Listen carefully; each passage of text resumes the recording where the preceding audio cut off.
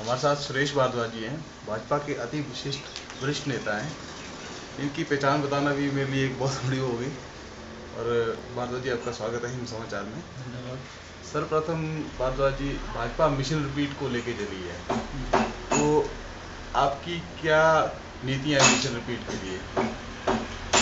Mission repeat के लिए पिछले 4.5 वर्षों में प्रोफेसर प्रेम कुमार धूमल जी के नेतृत्व में भारतीय जनता पार्टी की सरकार द्वारा किए गए जनहित के कार्य, मैं समझता हूं कि वो इतने अधिक हैं कि जिससे हम ये उम्मीद कर सकते हैं कि प्रदेश की जनता प्रोफेसर धूमल व उनकी सरकार से जो है वो प्रसन्न है और दूसरी बार इस प्रदेश में जो है वो सत्ता संभालने का मौका देगी। 68 अवार्ड प्राप्त करना अपने आप में एक रिकॉर्ड है, क्योंकि ये अवार्ड किसी ऐसी संस्था से नहीं मिले हैं जो घर में बनाई गई हो या कहीं चोरी छिपे बनाई गई हो या कोई इस प्रकार की जो है अनजान सी। ये हिंदुस्तान की यूपीए की सरकार द्वारा अवार्ड दिए गए हैं।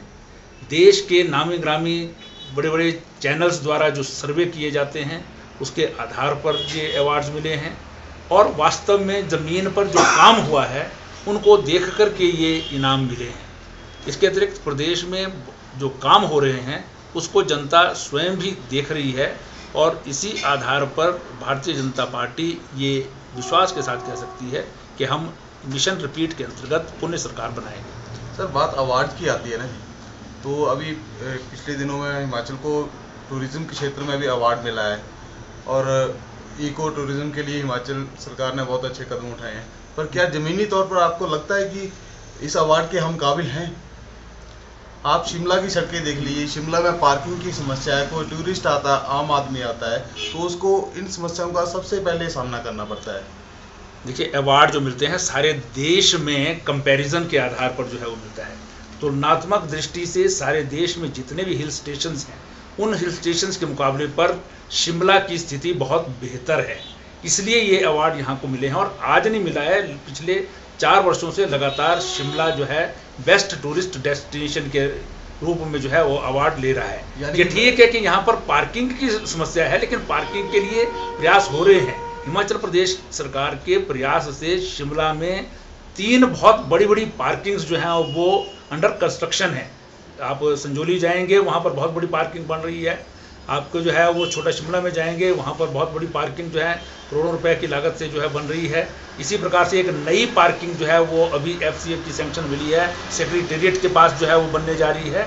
एक और पार्किंग लिफ्ट के पास बन रही है और इससे पूर्व जो बड़ी बड़ी पार्किंग्स बनाई हैं वो भी हिमाचल प्रदेश की सरकार ने बनाई है। छोटे छोटी पार्किंग्स भी सारे शिमला में जो है वो बनाने का प्रयास किया जा रहा है, लेकिन केवल पार्किंग की समस्या के कारण जो है टूरिस्ट डेस्टिनेशन के रूप में जो है वो शिमला को अवार्ड नहीं मिलेगा, ये तो मैं नहीं समझता हूँ कि कोई केवल मात्र जो है वो यही एक ऐसी समस्या है। और दूसरा मैंने कहा है कि दूसरे जो हिल स्टेशंस हैं उनके मुकाबले पर शिमला बहुत बेहतर और अच्छी स्थिति में है। यहाँ पर जो है प्लास्टिक को बैन करने के बाद जो है सफाई की स्थिति बहुत अधिक सुधरी है। यहाँ पर सिगरेट पर जो है कंप्लीट बैन है। हालांकि छोटे चोरी छिपे जो है बहुत सारे लोग अभी भी सिगरेट इत्यादि पीते हैं, लेकिन बाई एंड लार्ज जो है 90% से अधिक जो है वो शिमला स्मोक फ्री हो गया है। तो ये ऐसी स्थितियां हैं जिसके कारण जो है वो शिमला को और हिमाचल प्रदेश को ये अवार्ड मिल रहे हैं। सर, एक आपने बात की प्लास्टिक प्रतिबंधन की, उसमें जो हिमाचल में प्लास्टिक जो है प्रतिबंधित है, तो आप भी देखते होंगे कोई हमारी आपकी मीटिंग्स जो होती हैं उसमें सबसे आगे प्लास्टिक की बोतल्स रखी होती हैं।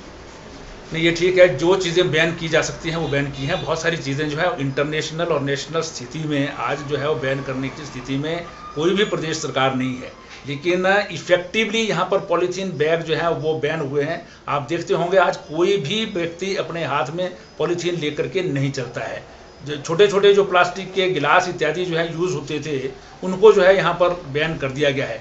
जो अब पैक्ड मटेरियल है जो बाहर से आता है वो मल्टीनेशनल्स का या नेशनल कंपनीज का, इस पर भी जो है धीरे धीरे हिमाचल प्रदेश सरकार जो है वो प्रतिबंध लगाने की जो है वो सोच रही है, लेकिन इसके अल्टरनेटिव पहले जो है विकसित करने पड़ेंगे। जैसा हमने पॉलीथीन के अल्टरनेटिव जो है वो स्वयं जो है जूट के या कपड़े के दूसरे बैग जो है आप सबके हाथों में आज देख सकते हैं।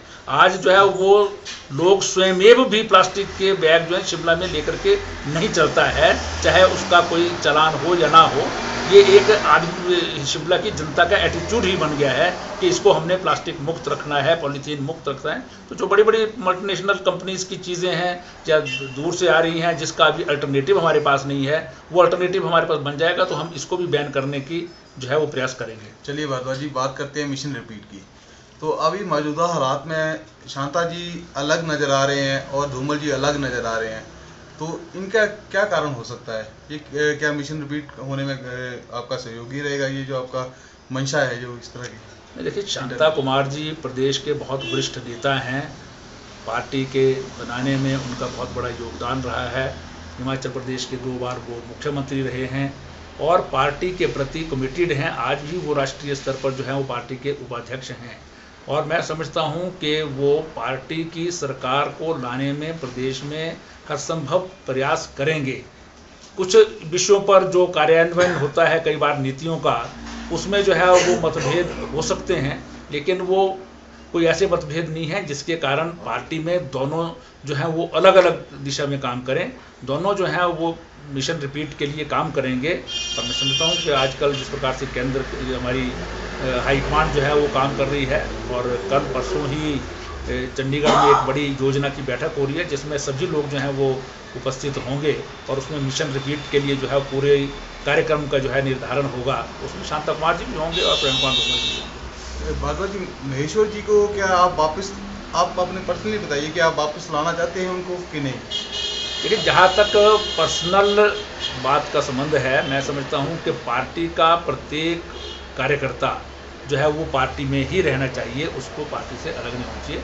और महेश्वर सिंह जी भी पार्टी के वरिष्ठ नेता रहे हैं, बहुत पुराने कार्यकर्ता रहे हैं, प्रारंभ से ही जब से पार्टी बनी है वो भारतीय जनता पार्टी में रहे हैं। इसलिए अगर वो पार्टी में रहते हैं तो निश्चित रूप से पार्टी को लाभ होगा।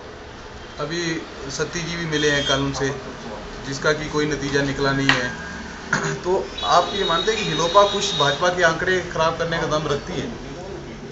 देखिए, जैसा मैंने पहले कहा कि भी प्रत्येक व्यक्ति जो भारतीय जनता पार्टी में रहा है वो भारतीय जनता पार्टी में ही रहे या वापस आ जाए, उसका लाभ जो है निश्चित रूप से होगा।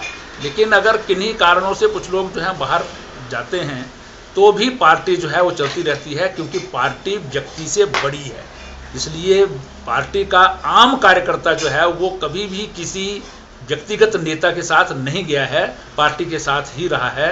इसलिए जो नुकसान होगा उसकी भरपाई जो है वो हमारे कार्यकर्ता अधिक मेहनत करके करेंगे। सर, जैसे अनाडेल का इशू है, उस पर आप बोल रहे हैं कि पार्टी का एक विचार है, तो शांता जी अलग विचार रखते हैं, धूमल जी अलग विचार रखते हैं, इसमें आपका क्या विचार है? देखिए, मैं समझता हूँ कि पार्टी स्तर पर तो बात जो है वो अलग अलग नहीं हुई है, लेकिन ये बहुत पहले से, आज से नहीं, जब धूमल जी कभी सांसद हुआ करते थे और उस वक्त शांता जी भी सांसद थे, तो उस समय से लेकर के अनाडेल हिमाचल प्रदेश सरकार को मिले ताकि यहाँ पर खेल गतिविधियों और बाकी जो शिमला की गतिविधियाँ हैं उसके लिए जो है इस मैदान का उपयोग हो सके, क्योंकि सेना के द्वारा इसका उपयोग नहीं होता है। आज केवल मात्र चंद अफसर यहाँ पर गोल्फ खेलते हैं, अन्यथा इसका प्रयोग जो है वो किसी काम के लिए नहीं हो रहा है। इसलिए ये सारी स्पोर्ट्स गतिविधियों के लिए जो है वो स्थान प्राप्त हो शिमला में, उसके लिए तो हम सभी चाहते हैं कि इसको मिले। लेकिन अगर सेना का कोई बहुत उपयोगी काम इसमें होता है तो उस दृष्टि से जो है बात कर सकते हैं। लेकिन मैं भी जब राज्यसभा का सदस्य था, मैंने भी ये मुद्दा जो है राज्यसभा में उठाया था। मुझे भी उस वक्त जवाब ये मिला था कि हमको जो है अगर अल्टरनेटिव स्थान मिल जाए तो हम इस पर विचार कर सकते हैं कि इसको दे दिया जाए। लेकिन बाद में सरकारें बदलती रही हैं, इसलिए उसमें जो है अलग अलग सरकारों में इसमें जो है इसके बारे में विचार भी बदलते रहे हैं। तो मैं समझता हूँ कि किसी पर्टिकुलर चीज़ के लिए नहीं, लेकिन स्पोर्ट्स की गतिविधियों के लिए अगर कोई स्थान शिमला में उपलब्ध होता है तो बहुत अच्छा है। भारद्वाज जी, भाजपा में ज़्यादा अंतर्कलह है कि कांग्रेस में? देखिए, कांग्रेस तो अंतर्कलह का दूसरा नाम है। वहाँ पर प्रत्येक जितने नेता हैं वो सब आज मुख्यमंत्री बने हुए हैं। इस प्रकार की स्थिति जो है वो भारतीय जनता पार्टी में नहीं है। कुछ, जैसे मैंने शुरू में कहा कि कुछ विषयों पर जो है वो थोड़ा बहुत जो है वो मतभेद क्रियान्वयन के बारे में हो सकता है, लेकिन वो मनभेद की स्थिति में नहीं है जिसके कारण जो है वो पार्टी को कोई नुकसान हो। ऐसी स्थिति कोई भी भारतीय जनता पार्टी का नेता नहीं जो है वो चाहता है। लेकिन कांग्रेस में तो सभी लोग जो हैं आज नेतृत्व की लड़ाई लड़ रहे हैं और उसमें उनके पूर्व मुख्यमंत्री हैं, वो एक तरफ से जो है वो प्रदेश का नेतृत्व चाहते हैं, दूसरे केंद्रीय मंत्री हैं वो भी प्रदेश में आना चाहते हैं, यहाँ के प्रदेश के अध्यक्ष हैं, एक मंत्री आजकल जो रहे हैं इनके पूर्व में आजकल विधायक हैं, वो अपनी अलग से ही डफरी बजाते हुए जो है वो एक यात्रा निकाल रहे हैं। तो सभी अपनी अपनी अलग अलग यात्राएं निकाल रही हैं। तो इस दृष्टि से मैं समझता हूँ कि कांग्रेस जो है वो अंतर्ग्रह से ग्रसित है और प्रदेश में उसका भविष्य नहीं है। धन्यवाद सुरेश जी।